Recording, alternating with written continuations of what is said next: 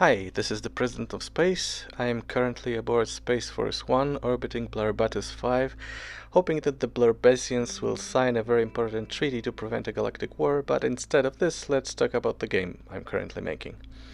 Uh, it's called Caverns of Xantares, and it's a minimalistic 8-bit style metroidvania jetpack platformer about a stranded astronaut, which you know I'm reading off script, because there's no way I'd remember this mouthful, especially given the fact that I'm not a native English speaker. In general, in these videos I want to talk about my vision for the game, the state of development I'm currently in, the tech I'm using, but today let's maybe start with the reason I'm even making those devlogs. So my intention is to document my progress and say my thoughts out loud. So this has always helped me get more clarity and decide whether my ideas are even good or bad. So basically I'm recording myself babbling, and I might as well put it online, just in case anyone would benefit from it. Alright, so let's talk about the game you're currently seeing on screen. So the idea came when I first finished I finished my last Pico 8 game, which I'll definitely talk about in some later video because I'm pretty proud of it. And I decided it was time to challenge myself with something a little bit bigger. So I spent a few weeks engine hopping, as I do, despite my best intentions, and wondering what sort of game should I make. I had some ideas, but I needed something more ambitious, but also manageable, so I can finish it in a reasonable period of time, and also something that I know I can make, so that I don't get too stuck.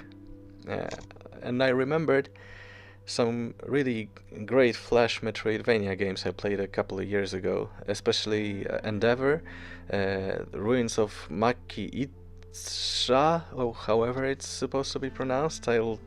I put links down below, maybe, if you like to try those games. On Congregate they have a special customized Flash player, so you can basically play those games, download it, play them, despite the fact that the Flash is being phased out right now.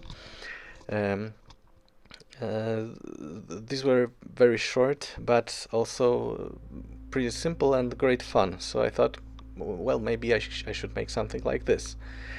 I also had an idea for another Pico 8 game, a platformer about an astronaut with a jetpack and limited fuel, which would refill on ground when hitting some gas vents strategically placed in the air, which is basically what you see right now on screen, because I merged these two ideas and decided, well, it could be might as well be Metroidvania, and it doesn't have to be for the Pico 8.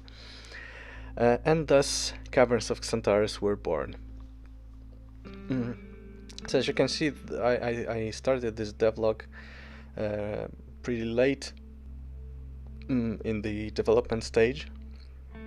I have most of the core gameplay in place.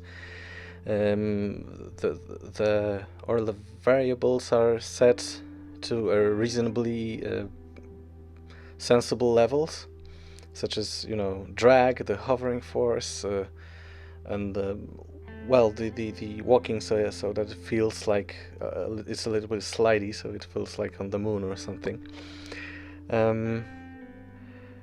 I also have a lot of objects, most of the objects that I want to have in the final game. As you can see, there are the laser spikes, and the vents and the crystals which expand your fuel.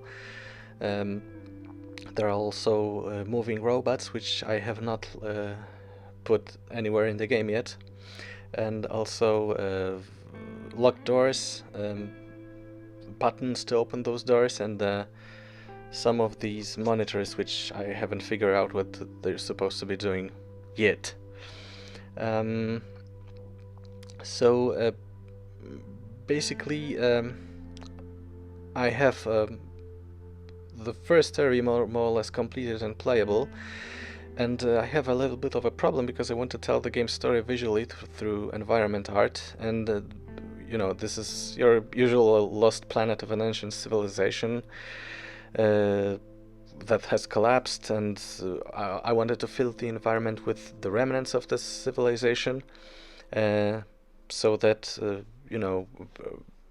I give the player the glimpses into their former glory. The ultimate goal of the game is to uncover an ancient spaceship which is somehow still operational, and you must get it up and running and leave the planet. So the issue that I mentioned is that I really can't draw. I mean, a lot of people tell this, but it seems to be a theme with programmers, right? Um, it's not that I couldn't draw if I put my mind to it, but this is not something that I see myself spending a lot of time learning. So this is one of the reasons why I go for this lo-fi pixel art look with a very limited palette. It's easier to make something that looks decent and pretend you can do graphics. So yeah, but with the environment art, I am afraid it will not be so easy. So for now, I'm focusing on level design, and I'll worry about the art later. I'm currently working on improving the minimap and also slowly digging up corridors to the central hub, which you saw a couple of, a minute before. This very long corridor and very long fall into the central hub will not be in the final game. I just wanted to connect the two areas to see if the scale was right. So yeah. The next thing that I'll be doing is probably making the road to the central hub a little bit more convoluted, and from there I'll have to figure out what's the player supposed to do to get the ship running. And yeah, that's basically it. I don't think I'll be adding much more mechanics to the game. I think in the spirit of this minimalist style, just two directional buttons and a jump button are enough. And also I don't want to overdo the obstacles. I think that lasers and some moving obstacles will be probably enough, and the rest will be up to the level design to maintain playability and let's call it freshness maybe. Okay, let's stop here for now. In the next devlog, I'll probably talk a little bit about the tech I'm using to develop the game and my horrible engine hopping habits.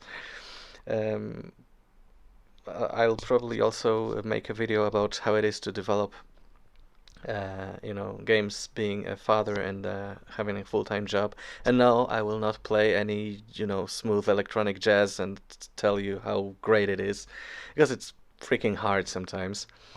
But that's a topic for another video. For now, thanks for watching, and if you liked the video, you know what to do.